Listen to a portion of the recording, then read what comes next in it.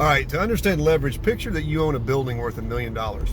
You own it outright, you don't have any debt on it, and it provides you a 10% annual return. So your NOI on that, if you've got $1 million building, a 10% return, your NOI is going to be $100,000. So you've got $100,000 cash coming in that building. You don't owe anybody anything on that building. You own it outright. You've essentially got $1 million in the building. A bank approaches you and says, look, we would like to lend you 80% of the value of that building using that building as collateral. Lend you 80%. So the bank is offering to lend you $800,000 using that building as collateral. So you decide to take a look at the terms, and you see that the bank is offering you an $800,000 loan for 25 years annual payments, just to keep it simple, 25 years annual payments at 6%. So you can do the calculation on your financial calculator and see that your debt payment would be $62,581. So you use the $100,000 income from that building to pay the $62,581, which leaves you with $37,419 left. Now, if your initial thought is, why would I want to have $37,419 when I already had $100,000? Here's the point. You had $1 million in the building. The bank gave you an $800,000 loan. So essentially you only have $200,000 of your cash in the building.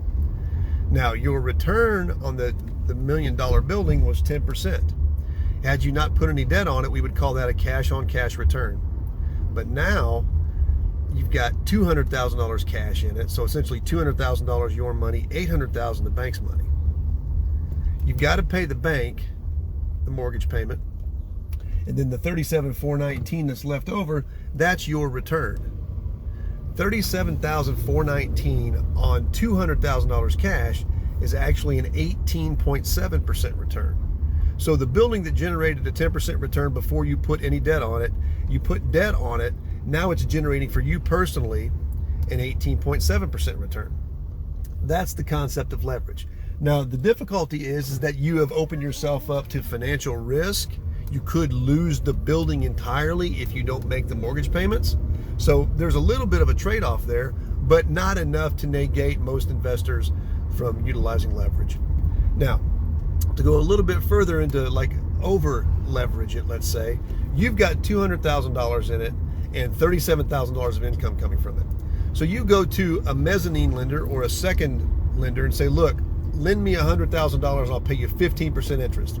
So it's an unsecured loan. They don't have any claim on the property, but it's a 15% return for them.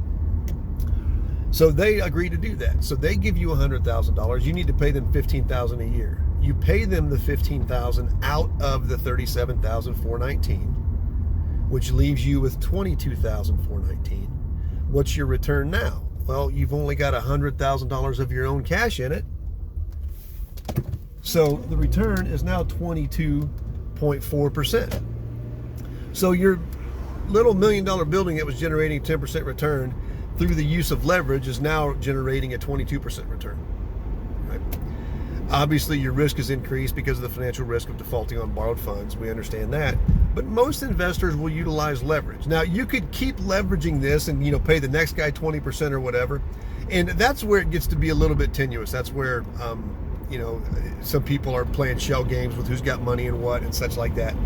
The biggest thing for understanding leverage is just you're borrowing money at a rate that is less than you could invest it. So it's like going to the bank, borrowing money at 6%, putting it in a savings account, earning 10%. It makes sense to do it all day long. The real numbers don't work that way, but that's the principle of leverage. So, all right, okay, bye.